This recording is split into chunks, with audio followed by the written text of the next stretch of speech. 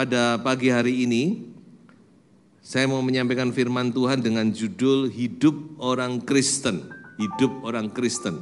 Sebenarnya firman Tuhan ini ada kaitannya dengan firman Tuhan yang kemarin.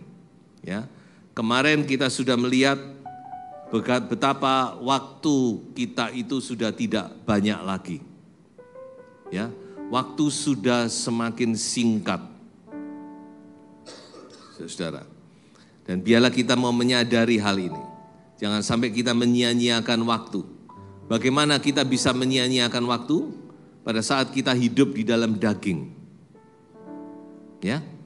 Yang kedua, pada saat kita hidup ya dalam daging, dalam ketidakpercayaan.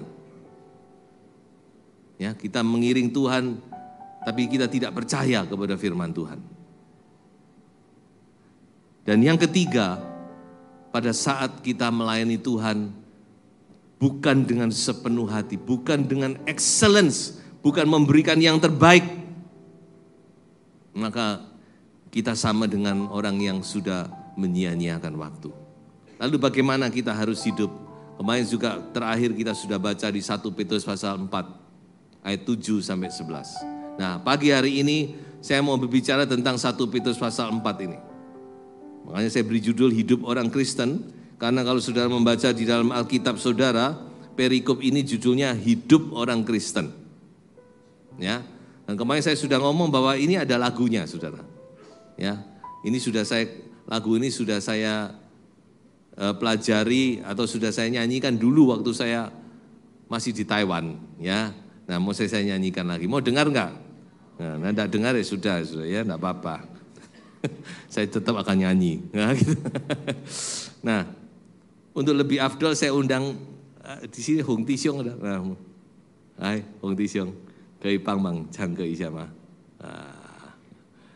Kalau orang Taiwan yang nyanyi pasti lebih safe, saudara ya. Bisa berikan mic? Ya, mic satu. Nah, saudara kan belum pernah mendengar duet orang Taiwan dengan orang Indo. Nah, pagi ini saudara mendengar. Ya. Oke. Ya, oh, mic titipin. Kaikan sama. Kita nyanyi bersama. Iya, kita nyanyi bersama. Oh, bisa bahasa Indonesia ternyata. Ya.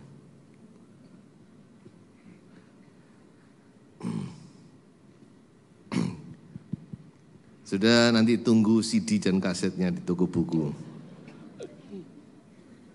Bisa dikeluarkan.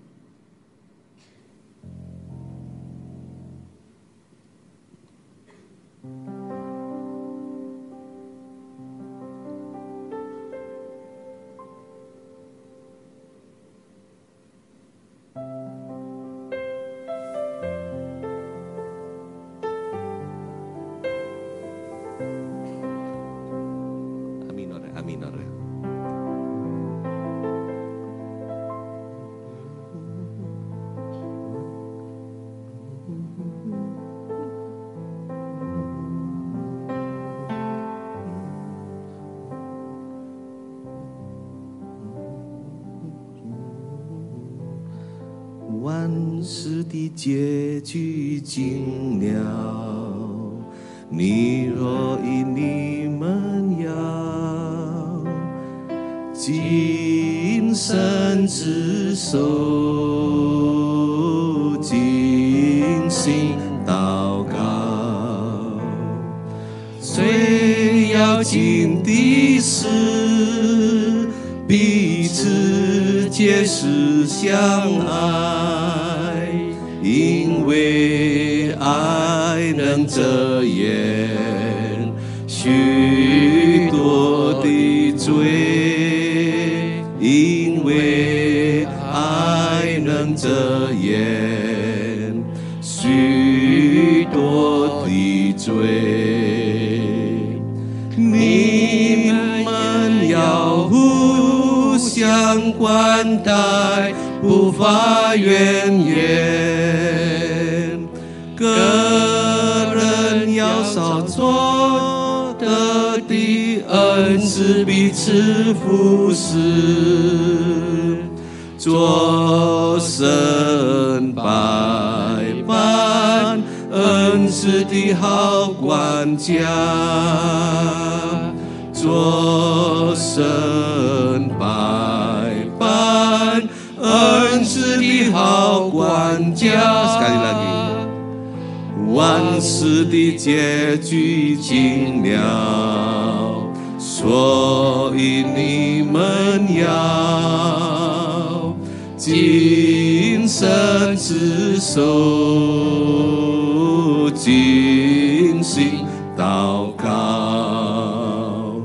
最要紧的是彼此皆是相爱，因为爱能遮掩许多的罪，因为爱能遮掩许多的罪。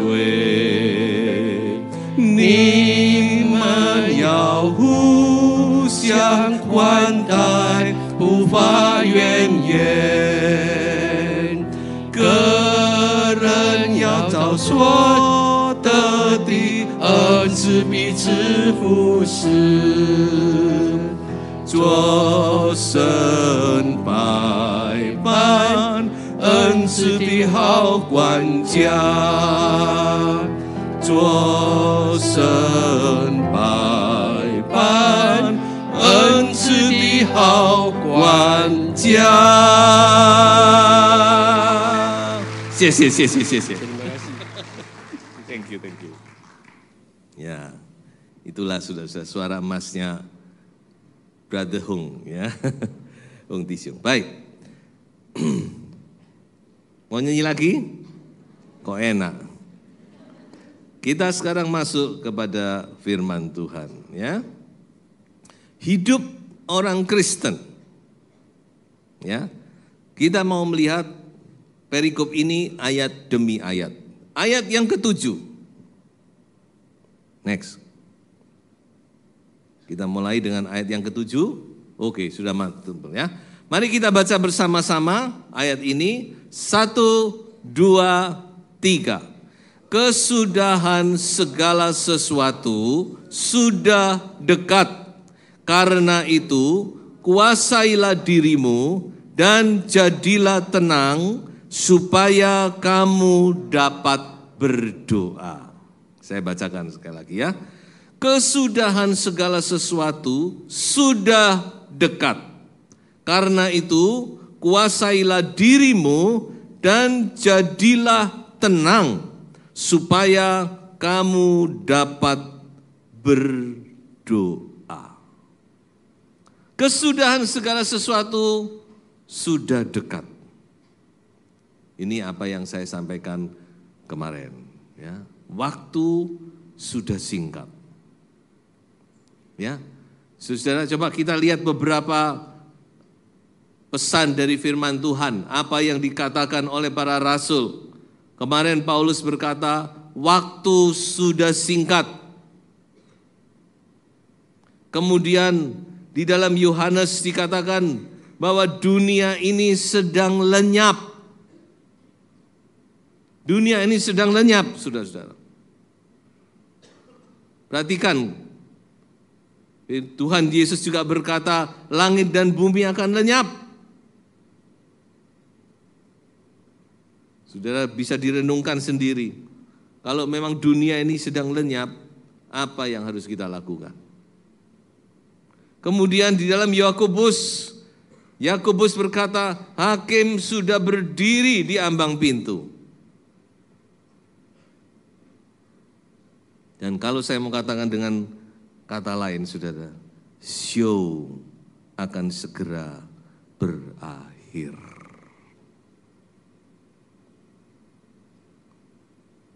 Ya. Kesudahan segala sesuatu sudah dekat. Ya. Semua sudah hampir selesai semua. Silakan Bapak Ibu Saudara menjalani hidup dengan semangat. Ya, jangan lalu sudah, kalau sudah mau selesai ya wis. Ya, wis nggak usah kerja, nggak usah apa. Bukan demikian. Justru kita harus akan lebih bekerja, nanti kita akan lihat. Tetapi kita harus punya ingatan, camkan dalam hati kita, saudara. Semua ini akan segera berakhir. Show akan segera berakhir, saudara. Kalau sudah lihat film, maka sudah mau the end. Sudah mau habis ini semua. Ya, itulah sebabnya saudara, maka firman Tuhan berkata apa?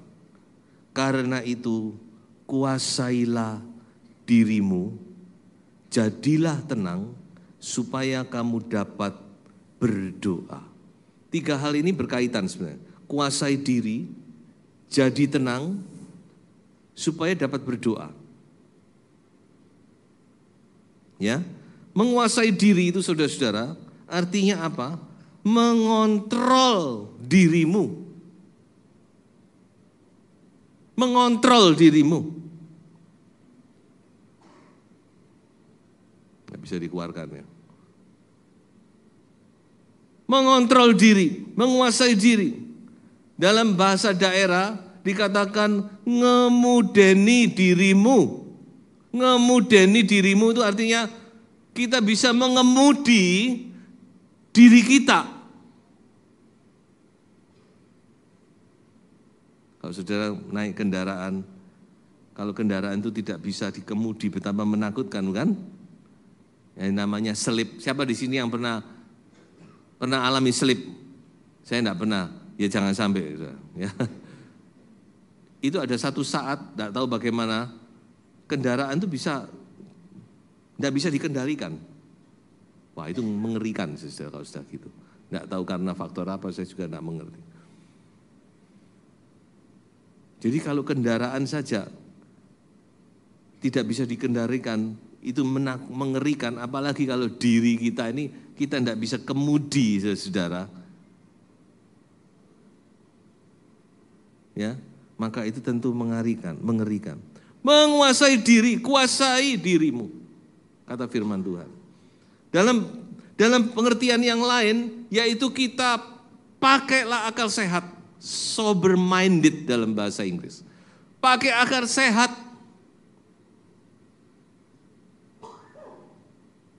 Ya, dari Tuhan itu memberi kita akal, memberi kita rasio, juga harus dipakai, saudara. Pakai akal sehat. Ya. Supaya apa? Sebagai akibat dari penguasaan diri ini, maka dikatakan jadi tenang. Jadi tenang. Ini sebab akibat ini. Kuasai diri, jadilah tenang. Orang yang bisa menguasai diri, maka dia pasti akan mendapatkan ketenangan, saudara. Jadi menguasai diri ini dalam segala hal ya. Kalau kita mau jabarkan lagi, itu dalam segala hal sangat dibutuhkan. Makanya salah satu buah roh, bahkan buah roh yang terakhir, itu penguasaan diri, saudara. Ya, dalam hal makan, dalam hal pekerjaan, dalam hal mencari nafkah, dalam hal ya macam nafsu, dalam hal apa segala sesuatu. Kita bisa menguasai diri supaya apa? Supaya bisa tenang, saudara. Orang yang tidak bisa menguasai diri itu pasti akan akhirnya jadi kacau. Kacau pasti. Nah, saya coba renungkan firman Tuhan.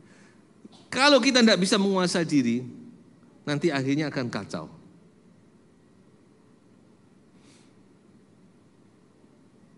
Orang yang misalnya dalam hal keuangan tidak bisa menguasai diri, akan kacau nanti. Atau pekerjaan, sudah diberkati masih ingin, yang neko-neko, akhirnya kacau. Ya. Nah, sudah dikatakan kuasai dirimu supaya kamu jadi tenang, dan supaya apa? Supaya kamu bisa berdoa. Jadi itu tujuan daripada penguasaan diri tadi itu. Pada akhirnya supaya kita bisa berdoa. Kalau pikiran kita tenang, hati kita tenang, maka tentu kita akan bisa menghampiri Tuhan. Tapi saya mau pesan di sini, kalau saudara hati sudah tidak tenang pun berdoalah. Ya, jadi jangan tunggu hati tenang baru berdoa. Justru kalau sudah tidak tenang, kacau, sudah tidak tahu lagi, datang kepada Tuhan berdoa supaya bisa tenang. Ya, dan berdoa ini salah satu hal yang penting dalam kita menyambut ya akhir zaman ini. Coba saya bacakan saja di dalam Lukas 21, ya saya baca saja, saudara dengar karena panjang supaya menyingkat waktu. Dalam Lukas 21 ayat 34, ini perkataan dari Tuhan Yesus sendiri, berbunyi sebagai berikut. Jagalah dirimu, supaya hatimu jangan syarat oleh pesta pora dan kemabukan, serta kepentingan-kepentingan duniawi. Ini kan tadi menguasai diri ya. Dan supaya hari Tuhan jangan dengan tiba-tiba jatuh ke atas dirimu seperti suatu jerat. Sebab ia di sini adalah hari Tuhan, akan menimpa semua penduduk bumi ini, tidak terkecuali, ya. Nah, ayat 36, Tuhan Yesus berpesan demikian. Berjaga-jagalah senantiasa sambil berdoa, supaya kamu beroleh kekuatan untuk luput dari semua yang akan terjadi itu, dan supaya kamu tahan berdiri di hadapan Anak Manusia. Ya, jadi kita harus menguasai diri. Kemarin juga saya katakan bukan, jangan hidup dalam hawa nafsu daging. Ya, kita hidup dalam hawa nafsu daging itu kita sedang membuang, menyia-nyiakan waktu, dan akibatnya itu fatal. Ya, nah kemudian terus lanjut kepada ayat yang ke-8. Ayo kita baca sekarang ayat yang ke-8 ya. 2, 3. Tetapi yang terutama, kasihilah sungguh-sungguh seorang akan yang lain, sebab kasih menutupi banyak sekali dosa. Jadi yang kedua, firman Tuhan berkata, kasihilah yang terutama ini. Ya, jadi ini sebenarnya tekanannya di sini sebenarnya. Cuy yao jin disu. Tadi sudah saya nyanyikan ya. Yang paling penting itu apa? Kasihilah sungguh-sungguh. Sungguh-sungguh. Garis bawahi. Jadi kasih itu harus dengan hati ya. Bukan cuma dengan lip service. Oh saya mengasihi kamu. Atau dengan nyanyian. Ku kasihi kau dengan kasih. Gandengan tangan. Padahal yang sebelah siapa ya gak tahu ini. Ku kasihi kau, mari wis gak nyopo lagi ya. Nah saudara, ayat ini kalau saya mau jabarkan, dia memberikan satu pesan kepada kita, yaitu hiduplah di dalam kasih. Ya, jadi tekanan daripada ayat perikop ini sebenarnya di sini. Walaupun yang lain juga penting. Hiduplah di dalam kasih. Ya, hiduplah di dalam kasih, saudara. Nah, saudara, lawan dari hidup di dalam kasih, ya supaya lebih jelas. Kadang-kadang kita cari lawannya itu baru kita mengerti apa itu. Lawan daripada hidup di dalam kasih adalah hidup dalam kebencian atau hidup dalam permusuhan. 2 minggu yang lalu Bapak Pendeta Gokton di minggu pagi berbicara tentang pengampunan. Ya. Jadi saudara-saudara, kembali firman Tuhan pagi hari ini juga berbicara. Hidup dalam kasih. Jangan kita hidup dalam kebencian. Benci, bermusuhan. Itu tidak boleh, saudara, ya. Poin yang berikutnya ingin saya katakan bahwa hidup di dalam kasih itu adalah sebuah keniscayaan dari orang-orang yang mengenal Tuhan. Keniscayaan itu apa ya? Sebuah ya normalnya begitu justru. Seharusnya demikian. Kalau dikatakan, kalau sudah membaca 1 Yohanes, terutama pasal 4, 1 Yohanes itu bicara tentang kasih. Surat Yohanes itu bicara tentang kasih. Dan kalau sudah membaca di ayat pasal yang keempat, saudara akan lihat di situ, bagaimana dikatakan, kalau kita ini mengatakan diri anak Allah, kita mengenal Allah, maka tidak seharusnya kita hidup dalam kebencian. 4 kali di situ ditulis, terutama mulai ayat 12 sampai 16, 4 kali ditulis di dalam 1 Yohanes pasal 4 itu, bahwa kita di dalam Allah, Allah di dalam kita. Kita ini hidup di dalam Allah, Allah hidup di dalam kita.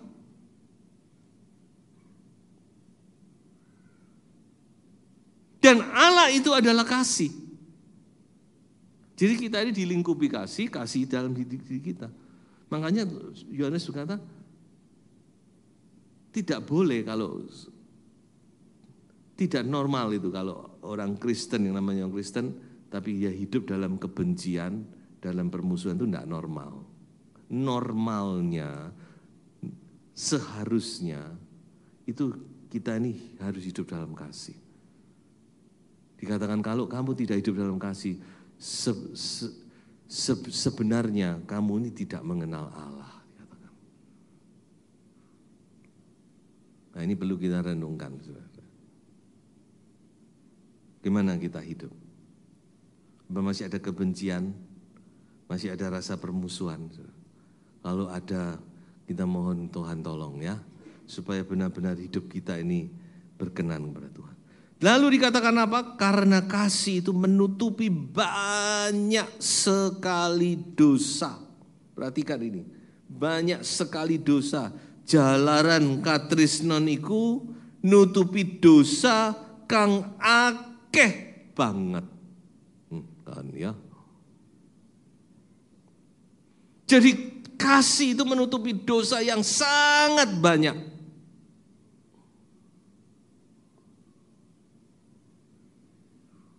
Ini sedang saya renungkan ini.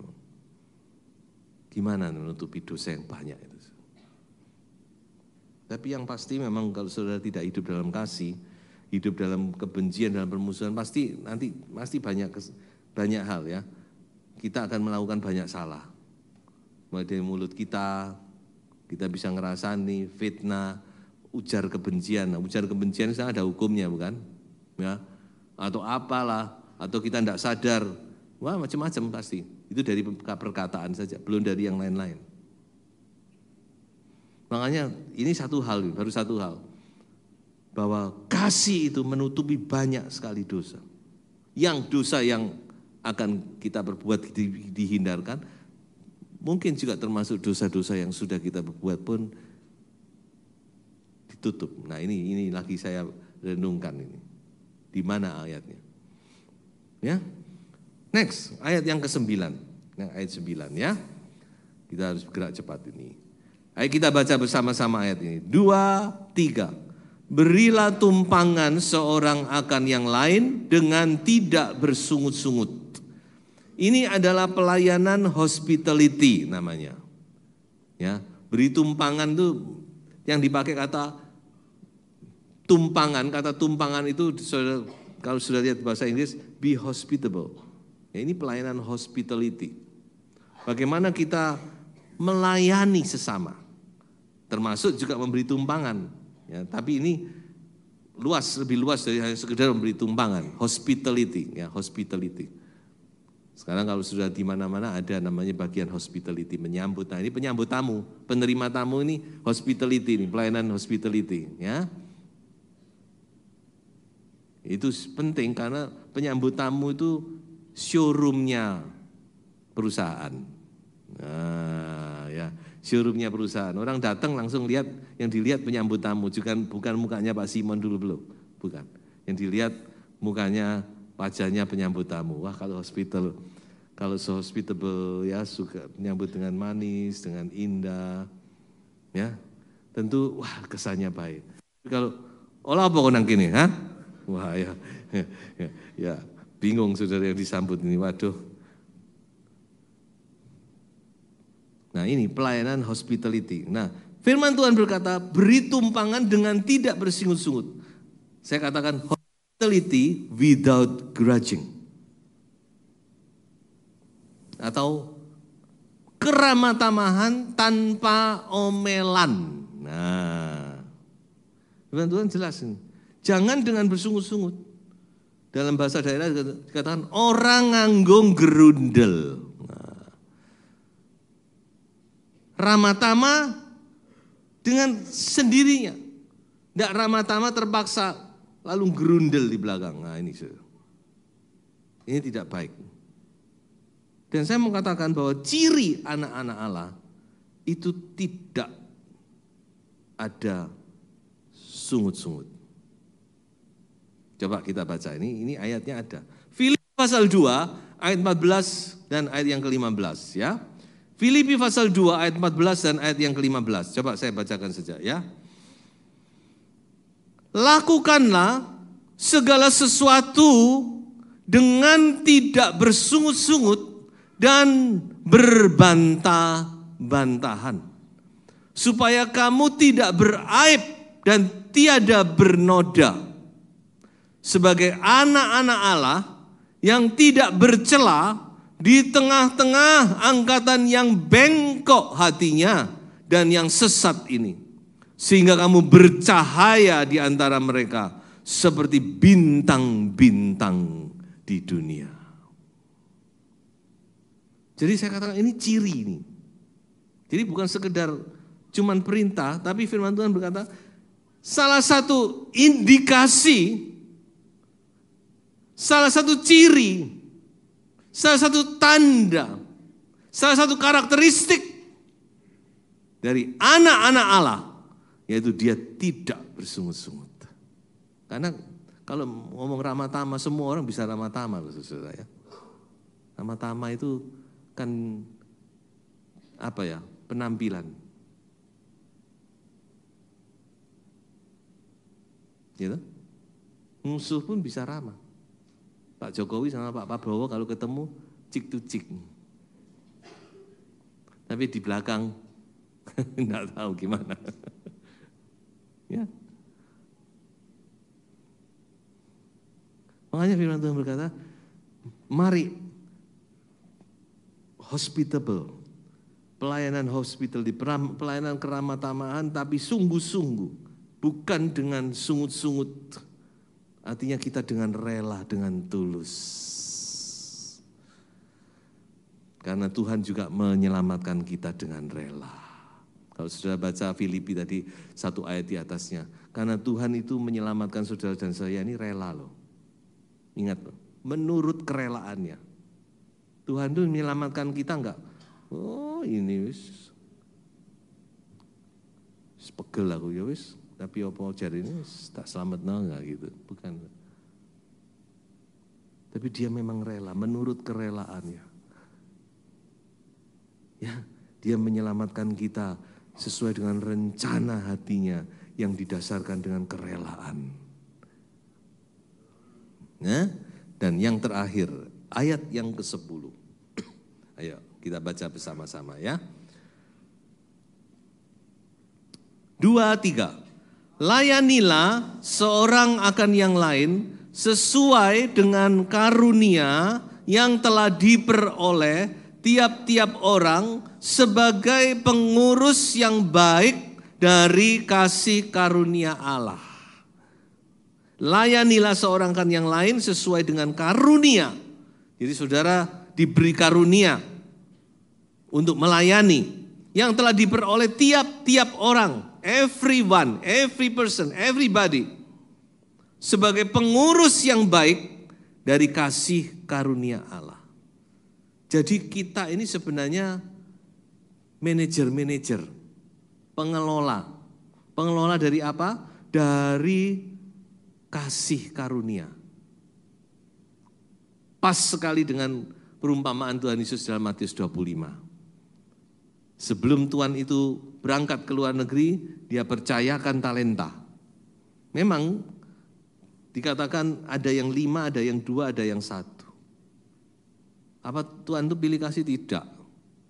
Kalau sudah baca dalam Matius 25, menurut kesanggupannya. Jadi justru Tuhan itu tahu kesanggupan kita. Kalau kita cuma 2, kalau kita dipercaya 5 kan bebannya terlalu besar kan, ya toh? Makanya ya yang 5, yang 2, yang 1. Tapi semuanya ini sebenarnya pengelola-pengelola yang Tuhan berikan kepercayaan untuk mengelola talenta, karunia. Katakan karunia yang dari Allah. Untuk apa? Untuk melayani. Untuk melayani. Ya, talenta karunia orang itu berbagai macam, ya saudara. Ada yang memang bisa nyanyi, tapi saudara tidak bisa nyanyi jangan putus asa. Ya, saudara. Ya, jangan wah saya tidak bisa nyanyi, tidak apa-apa. Ya, saudara nyanyi tiap hari coba kalau mandi nyanyi 1 kaset, saudara. Ya, nanti setahun pasti nyanyi suaranya bagus. Nah itu kesaksiannya. Saudara Michael itu, ya, dulu diejek katanya suaranya kayak suara bebek, tapi akhirnya jadi suara emas, bebek emas. Ya. Ada yang talentanya main musik, ya, itu tidak apa-apa, saudara. Kalau tidak bisa pun tidak apa-apa. Saudara kalau tanya bisa main musik, saya semua musik bisa pegang, tok tapi. Wah orang kagum. Iya tak pegangi. Nama Yesus ya. Nah saudara mari ya, saudara punya talenta karunia itu berharga. Ada orang yang sepertinya tidak bisa apa-apa, justru dia paling dipentingkan, paling dibutuhkan. Itu prinsip firman Tuhan kan. Justru yang kelihatannya paling lemah, yang paling tidak berarti itu paling dibutuhkan. Makanya ayo saya mencoba untuk menggali talenta karunia saudara juga, tapi saudara juga coba ya lebih percaya diri ya. Jadi kalau sudah punya talenta karunia dipakai untuk Tuhan ya. Nah itulah saudara-saudara yang Tuhan mau. Hidup orang Kristen di akhir zaman. Di saat waktu yang semakin singkat ini. Kalau saya simpulkan perikop ini ada 3. Ya, bagaimana kita harus hidup sebagai orang Kristen di akhir zaman ini. Ada 3. Jadi saudara lupa tadi yang urayanya, saudara ingat 3 poin ini ya. Yang pertama, kita harus hidup di dalam doa. Ya ayo, dikobarkan itu. Api itu jangan sampai padam saudara ya. Kadang-kadang harus dikobarkan sendiri. Ayo dikobarkan ya. Ya, saudara yang dipercaya untuk berdoa pagi. Ayo, semangat Anda dikobarkan kembali. Ini doa pagi itu luar biasa itu saudara ya. Itu memang laskar-laskar doa yang luar biasa itu. Ada doa tengah hari, ya, doa saya pribadi, doa malam, ya, laskar doa, ya. Hidup di dalam doa. Yang kedua, yaitu hidup di dalam kasih. Ya, kita praktekkan kasih ini. Bukan sekedar lip service, tapi benar-benar kita minta supaya kasih Allah itu yang mengalir lewat hidup kita. Dan ketiga adalah hidup dalam pelayanan. Ya, hidup dalam doa, hidup dalam kasih, dan hidup dalam pelayanan. Itulah yang Tuhan mau kehidupan kita di akhir zaman ini. Tuhan Yesus memberkati. Haleluya.